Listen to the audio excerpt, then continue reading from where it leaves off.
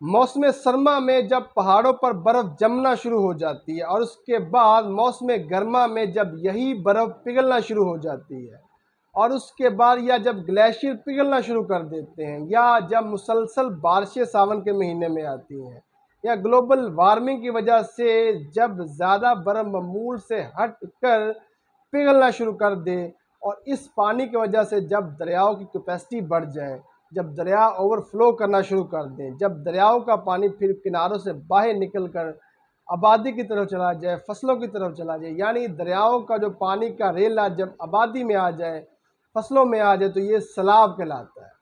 یا جب ڈیم ٹوٹ جائے خدا نخواستہ، پھر ڈیم سے جو پانی کا ریلا آتا ہے وہ بھی سیلاب کہلاتا ہے۔ برصغیر انڈو پاک میں ساون کا مہینہ لاکھوں سالوں سے چلتا آ رہا ہے۔ ساون کے مہینے میں مسلسل بارشیں ہوتی ہیں۔ کسی بھی طال ازما نے، کسی بھی حملہ آور نے جب بھی انڈو پاک برصغیر پر حملہ کیا، سب سے پہلے اس نے یہ دیکھا آیا کہ ساون کا موسم تو نہیں ہے، آیا کہ ساون کا موسم آنے میں بھی دیر ہے یا ابھی آنے والا ہے۔ یعنی کہ ہر حملہ آور نے، ہر طال ازما نے، ہر انویڈر نے یہ کوشش کی ہے کہ ساون کے موسم میں انڈو پاک پر حملہ نہ کیا جائے۔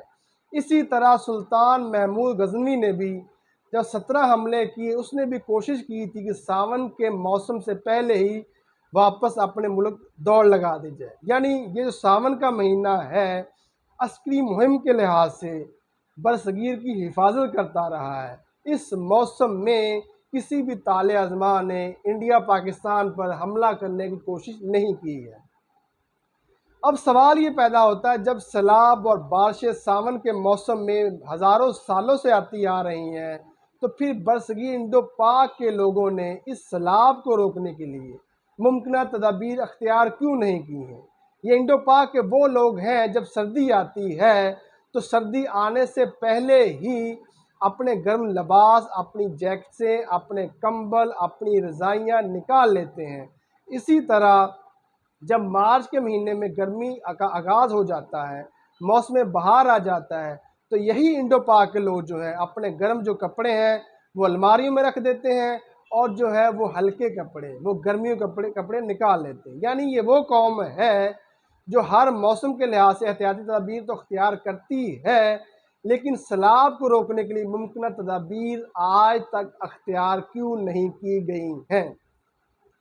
اب ہم آتے ہیں کہ سیلاب جو اللہ کی طرف سے عذاب ہے پاکستانیوں کے لیے یا نہیں ہے۔ دیکھیں، دریا جو ہے یہ اپنے کنارے کے جو علاقہ ہے وہ کسی کو اس پر قبضہ نہیں کرنے دیتے۔ دریا اپنا قبضہ چھڑانا جانتا ہے۔ جب سے انسان نے ہوش سنبھالی، جب سے انسان نے اپنی فہم و فراست کے اعتبار سے، اپنے عقل و شعور کے اعتبار سے، اپنی سمجھ کے اعتبار سے، جب بھی انسان نے اس فطرت سے، اس قدرت سے دوستی کی ہے، تو جواباً فطرت نے بھی اپنی وفا نبھائی ہے۔ اس وفا کے نتیجے میں فطرت نے انسان کو ٹھکانہ دیا، عزت دی، اناج دیا، ہر چیز دی۔ یعنی کہ جن قوموں نے فطرت سے وفا نبھائی ہے، ان قوموں میں نہ تو سیلاب آیا ہے، ان قوموں میں نہ ہی قحط سالی ہے۔ جن قوموں نے فطرت سے دغا بازی کی ہے، بے وفائی کی ہے، یہ سیلاب، یہ قحط سالی بھی وہاں ہی آئی ہے۔ ہم پاکستانی لوگ ایسے لوگ ہیں جنہوں نے دریا کے کنارے پر تجاوزات قائم کر دی۔ ہم پاکستانی لوگ ایسے لوگ ہیں جنہوں نے دریا کی چوڑائی کو کم کر دیا۔ ہم پاکستانی لوگ ایسے لوگ ہیں جنہوں نے درخت جو ہے دریاؤں کے کنارے لگے ہوئے تھے، وہ درختوں کو کاٹ دیا۔ ہم پاکستانی لوگ ایسے لوگ ہیں جنہوں نے دریاؤں میں ہل چلا کر وہاں پر فصلیں کاشت کر دی۔ ہم پاکستانی لوگ ایسے لوگ ہیں جنہوں نے آبی گزرگاہوں پر پلازے قائم کر دیے۔ ہم پاکستانی لوگ ایسے لوگ ہیں جنہوں نے سارا کوڑا کرکٹ، سارا تیزاب، سارا گند، سارا کچرا دریا کے پانی میں پھینک دیا، جس وجہ سے دریا کے پانی کا تقدس پامال ہوا۔ بالآخر ایک دن بارشیں اپنے دوست دریا سے ملنے آئیں اور اتنا جم کر برسیں کہ دریاؤں نے اپنے علاقے بھی خالی کروا لیے، دریاؤں نے اپنا گند بھی باہر نکال کر پھینک دیا۔ اس کا مطلب یہ ہے کہ جو دریا ہے ان سے آپ دوستی کریں گے، فطرت سے دوستی کریں گے، جب آپ دریاؤں کے کنارے پر درخت لگائیں گے، انہیں کاٹیں گے نہیں، جب آپ دریاؤں پر تجاوزات قائم نہیں کریں گے تو یقیناً سیلاب پھر کم آتا ہے۔ اب ہم آتے ہیں سیلاب آنے کی وجوہات کیا ہیں، کن وجہ سے سیلاب آتا ہے۔ سب سے بڑی وجہ تو یہ ہے جب موسم گرما میں پہاڑوں پر برف پگھلتی ہے، اس برف پگھلنے کی وجہ سے جب دریاؤں میں پانی کی کیپیسٹی بڑھ جاتی ہے اور دریاؤں کے کنارے سے پانی باہر نکلتا ہے ریلے کی شکل میں، تو پھر یہ سیلاب کی شکل اختیار کر جاتا ہے۔ یعنی کہ نمبر 1 وجہ یہ ہے کہ جب پہاڑوں پر برف پگھلتی ہے، گلیشیئر پگھلتا ہے، روٹین سے ہٹ کر زیادہ پگھلتا ہے، تو پھر سیلاب آنے کے چانسز زیادہ ہوتے ہیں۔ دوسری وجہ یہ ہے کہ جب ساون کے موسم میں، جب برسات کے موسم میں مسلسل بارشیں آتی ہیں اور یہ بارشوں والا پانی جب ندی نالوں سے ہوتا ہے اور دریاؤں میں زیادہ آ جاتا ہے، اس وجہ سے بھی سیلاب آ جاتا ہے۔ تیسری وجہ سیلاب آنے کی یہ ہے کہ جب آپ دریا کی چوڑائی کو کم کر دیں گے، دریا کی چوڑائی کو کم کر دیں گے تو پانی گزرنے کا جو راستہ ہے، آبی گزرگاہ ہے، وہ کم ہو جائے گی۔ ڈیفینیٹلی پانی جو ہے پھر دریا کے کنارے سے باہر نکلے گا، باہر نکلے گا تو پھر اس سیلاب کی صورت اختیار کر لے گا۔ ایک اور وجہ جو سیلاب آنے کی ہے وہ یہ ہے کہ جب آپ دریاؤں کے کنارے سے درخت کاٹ لیں گے، جب آپ دریا کے کناروں سے درختوں کو کاٹیں گے تو دریا کے کنارے کمزور ہوں گے، اور جب دریا کے کنارے کمزور ہوں گے تو بند ٹوٹ جائیں گے، جب بند ٹوٹیں گے تو آٹومیٹکلی پانی باہر آئے گا، تو پھر وہ سیلاب کی شکل اختیار کر جائے گا۔ یعنی کہ یہ وہ وجوہات ہیں جن وجوہات کی وجہ سے سیلاب آتا ہے۔ اب ہم آتے ہیں سیلاب آنے کے نقصانات کیا ہوتے ہیں۔ سب سے بڑا نقصان تو یہ ہوتا ہے کسان بھائیوں کا ہوتا ہے، جن کی فصلیں جو ہے سیلاب کی نظر ہو جاتی ہیں، فصلیں اجڑ جاتی ہیں، ان کے مال مویشی، ان کی گائیں، ان کی بھینسیں، ان کی بھیڑیں، ان کی بکریاں اور دیگر جو جانور ہیں وہ سیلاب کی وجہ سے بہہ جاتے ہیں یا مر جاتے ہیں، اور جو بچ جاتے ہیں وہ بھی کسی بیماری کی وجہ سے پھر مر جاتے ہیں۔ تیسرا نقصان جو وہ یہ ہوتا ہے، سیلاب کی وجہ سے سڑکیں ٹوٹ جاتی ہیں، نقل و حمل کا نظام، ٹرانسپورٹیشن کا نظام متاثر ہوتا ہے۔ اسی طرح سیلاب کی وجہ سے بجلی کے کھمبے بھی گر جاتے ہیں اور بجلی کی سپلائی بھی، لائن بھی ختم ہو جاتی ہے۔ یہ سیلاب کے نقصانات ہیں۔ اب ہم آتے ہیں کہ سیلاب جو ہے اس کو کیسے روکا جائے، ممکنہ حد تک کیسے کم کیا جائے۔ سب سے پہلے سیلاب کو کم کرنے کا طریقہ یہ ہے کہ آپ پہاڑوں کے ارد گرد درخت لگائیں، شجر کاری کریں۔ جتنے زیادہ آپ درخت لگائیں گے، جب گرمیوں میں برف جمی ہوتی ہے، پگھلتی ہوتی ہے، تو پھر یہ درخت جو ہے اس کے بہاؤ میں کمی لائیں گے، رکاوٹ پیدا کریں گے۔ جب اس پانی کے بہاؤ میں رکاوٹ پیدا کریں گے تو آہستہ آہستہ پانی دریاؤں میں آئے گا۔ جب آہستہ آہستہ پانی دریاؤں میں آئے گا تو یقیناً پھر سیلاب جو ممکنہ حد تک سیلاب میں آپ جو ہے وہ کمی کر سکتے ہیں۔ اسی طرح جو دوسرا ایک اسٹیپ ہے وہ یہ آپ اختیار کر سکتے ہیں، دریا کی چوڑائی کو بڑھا دیں۔ آبی گزرگاہ کا جو رستہ ہے کم از کم اتنا تو کریں جتنا نیچرل پہلے سے چلتا آ رہا ہے، اتنا کر دیں یا اس سے مزید بڑھا دیں۔ مزید بڑھائیں گے تو یقیناً پانی کی گزرنے کی کیپیسٹی بڑھ جائے گی۔ جب پانی دریا میں زیادہ کیپیسٹی گزرنے کی ہوگی تو یقیناً سیلاب کے آنے کے چانسز کم ہو جائیں گے۔ تیسرا سٹیپ جو ہے وہ یہ ہے کہ آپ جو دریا کے کنارے اور اونچے کر دیں۔ 1953 میں نیدرلینڈ میں سیلاب آیا تھا۔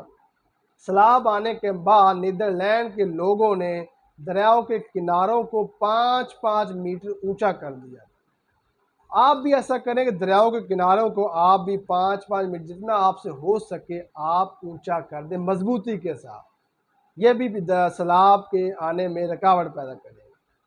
اسی طرح ایک طریقہ جو یہ ہے کہ آپ دریاؤں کے کناروں پر درخت لگائیں، پلانٹیشن کریں۔ جتنے ذرا درخت لگائیں گے، شجر کاری کریں گے، اتنے ہی دریا کے کنارے مضبوط ہوں گے۔ دریا کے کنارے مضبوط ہوں گے تو بند نہیں ٹوٹے گا، بند نہیں ٹوٹے گا تو سیلاب آنے کے چانسز بھی کم ہو جائیں گے۔ اسی طرح آپ جو ہے ڈیمز بنائیں، ریزروائر بنائیں، تاکہ یہ جو دریاؤں کا پانی وہاں پہ سٹور ہو سکے۔ سٹور ہوگا تو یقیناً سیلاب کے آنے کے چانسز کم ہو جائیں گے۔ اسی طرح ہر ضلع میں، ہر آبادی میں، ہاؤسنگ سوسائٹی میں آپ جو ہے قانون سازی کریں کہ وہاں پر چھوٹے چھوٹے ندیاں ہوں گی، نالے ہوں گے، جھیلیں ہوں گی، چھوٹے چھوٹے ڈیم ہوں گے، اور آپ کی گھروں کے ویسٹیج والا پانی جو ہے وہاں پہ جائے گا، وہاں پہ جا کے ریسائیکل ہوگا، ریسائیکل ہو کر واپس آئے گا، اور اسی پانی سے آپ فصلوں کو پانی دے سکتے ہیں، پودوں کو پانی دے سکتے ہیں، جانوروں کو پانی پلا سکتے ہیں، اور اسی طرح اس پانی کی وجہ سے زمین کا لیول بھی مینٹین رہے گا۔ اسی طرح ایک طریقہ ایک اور یہ بھی آپ کام کر سکتے ہیں کہ آپ سیلاب زدہ علاقوں میں جہاں پہ سیلاب زیادہ آتا ہے وہاں پہ قصبوں میں جو ہے وہاں پہ ٹاؤنوں میں آپ ہر سکول میں جو ہے سوئمنگ کو لازمی قرار دیں، اور قصبوں میں سرکاری سطح پہ آپ جو ہے وہ پول بنائیں، سوئمنگ پول بنائیں، اور تیراکی کو لازمی قرار دیں کہ جو بچہ تیراکی سیکھے گا اسے ہی امتحان میں پاس کیا جائے گا۔ اسی طرح جو ہے ہر بچہ تیراکی سیکھ لے گا، سوئمنگ سیکھ لے گا، اور اس طرح خدا نہ خواستہ کل کو اگر سیلاب آئے گا تو یہی بچہ اپنے خاندان کو بھی بچا لے گا، یہی بچہ اپنے ہمسایوں کو بھی بچا لے گا، رشتہ داروں کو بھی بچا لے گا، اور دوستوں کو بھی بچا لے گا۔ یورپ میں 200 سال پہلے سیلاب آیا جس میں 26 سے 28 ملک یورپین ممالک جو اس سیلاب سے متاثر ہوئے تھے تو انہوں نے اس کے بعد تیراکی کی تعلیم کو، سوئمنگ کو لازمی قرار دیا کہ جو بچہ سوئمنگ سیکھے گا اسے امتحان میں پاس کیا جائے گا۔ اسی طرح آپ جو ہے ریور ایکٹ جو آپ نے بنائے ہوئے ان پر امپلیمنٹیشن کرائیں۔ ہر صوبے نے ریور ایکٹ بنایا ہوا ہے جس کے مطابق ہر دریا کے 200 یا 400 یا 600 یا 1000 فٹ تک جو ہے آپ آبادی نہیں وہاں پہ رکھ سکتے، آپ وہاں پہ پلازے نہیں بنا سکتے، آپ وہاں پہ تجاوزات نہیں کھڑی کر سکتے، آپ وہاں پہ گھر تعمیر نہیں کر سکتے۔ یعنی یہ ریور ایکٹ ہمارا کہتا ہے، لیکن اس پر ہر صوبے کی انتظامیہ کو چاہیے عمل درآمد کرائے کہ ہر صوبے میں دریا کے آس پاس جو ہے وہ تجاوزات نہ ہو، گھر نہ بنے، کیونکہ خدا نہ خواستہ جب بھی سیلاب آتا ہے تو پھر وہ قریب ترین کی آبادی جو ہے اس کو بہا کر لے جاتا ہے، بہت سی قیمتی جانوں کا نقصان ہوتا ہے۔ اسی طرح جو آپ نے NDM میں ادارہ بنایا ہے، نیشنل ڈیزاسٹر مینجمنٹ اتھارٹی کا جو ادارہ بنایا ہے جو کہ سیلاب کے معاملات کو کنٹرول کرتا ہے، اسے آپ مزید وسائل دیں، اسے آپ مزید جو ہے وہ فعال کریں کہ جن علاقوں میں خدا نخواستہ سیلاب آنے کا خدشہ ہو وہاں وہ پہلے ارلی وارننگ سسٹم بنا دیں، وہاں پہلے تنبیہ کر دیں۔ یہ وہ ادارہ ہو جو کہ ڈیمز کی صورتحال دیکھے، دریاؤں کی صورتحال دیکھے، اور پہلے ہی ہر بندے کو بتا دے کہ فلاں جگہ پر سیلاب آ رہا ہے۔ یعنی اس ادارے کو مزید فعال کرنے کی ضرورت ہے۔ اب ہم آتے ہیں جی کہ سیلاب آنے کے بعد کیا اثرات ہوتے ہیں۔ سب سے پہلا تو یہ اثر ہوگا، سیلاب آنے کے بعد جو ہے اناج ختم ہو جاتا ہے، فصلیں چونکہ تباہ ہو جاتی ہیں، گندم، چاول، سبزیاں نہیں ملتی، نایاب ہو جاتی ہیں۔ جب یہ چیزیں نایاب ہو جاتی ہیں تو 10 روپے کی چیز جو ہے وہ مارکیٹ میں 200 روپے تک بکتی ہے۔ دوسرا اثر جو ہے وہ یہ آئے گا، ایفیکٹ یہ آئے گا کہ آپ کے چونکہ سیلاب زدہ علاقوں کے چونکہ جانور مویشی جو ہے وہ سیلابوں میں کی نظر ہو چکے ہوں گے، اس لیے آپ کو گوشت اویلیبل نہیں ہوگا، آپ کو دودھ اویلیبل نہیں ہوگا، آپ کو جو پنیر اور مکھن اویلیبل نہیں، اگر ہوگا تو وہ بھی بہت مہنگی پرائز پر۔ اسی طرح جو ہے سیلاب کا جو ایفیکٹ ایک یہ بھی ہے کہ جب کل کو بحالی ہوگی سیلاب زدہ کے علاقوں میں تو وہاں پر نشاندہی کا مسئلہ ہوگا، چونکہ پٹوار خانے کا جو مینول ریکارڈ ہے وہ تو سیلاب کی نظر ہو گئے ہیں، وہاں پر یہ بھی مشکل ہوگی نشاندہی کرنے میں کہ فلاں علاقے میں فلاں بندے کی جو پراپرٹی ہے یا مکان تھا وہ کس جگہ پر واقع آتا ہے۔ یہ تھے وہ افیکٹس جو کہ سیلاب کے آنے کے بعد کے ہو سکتے ہیں۔ تو اللہ سے ہم دعا کرتے ہیں اللہ تعالیٰ ہمیں جو ہے اس ناگہانی آفت سے بچائے، اور ہمارے حکمرانوں کو یہ توفیق دے کہ وہ ممکنہ حد تک کوششیں کریں کہ سیلاب کو کیسے کنٹرول کیا جا سکتا ہے۔ نیدرلینڈ کی مثال لے لیں آپ، جو کہ سطح سمندر سے، سطح آب سے نیچے ہے ملک، آبادی ہے، جنہوں نے اس منظم طریقے سے سیلاب کو کنٹرول کیا ہے کہ وہاں پر سیلاب جو ہے ابھی تک نہیں آیا 1953 کے بعد۔ یعنی کہ ایسا مضبوط انہوں نے پلاننگ کی ہے، ایسا مضبوط کام کیا ہے کہ وہاں پر سیلاب نہیں ہے، حالانکہ وہ سطح آب سے نیچے ہے اس کی آبادی۔ کم از کم ہمارے حکمران جو ہے نیدرلینڈ سے ہی سیکھ لیں۔ Thank you.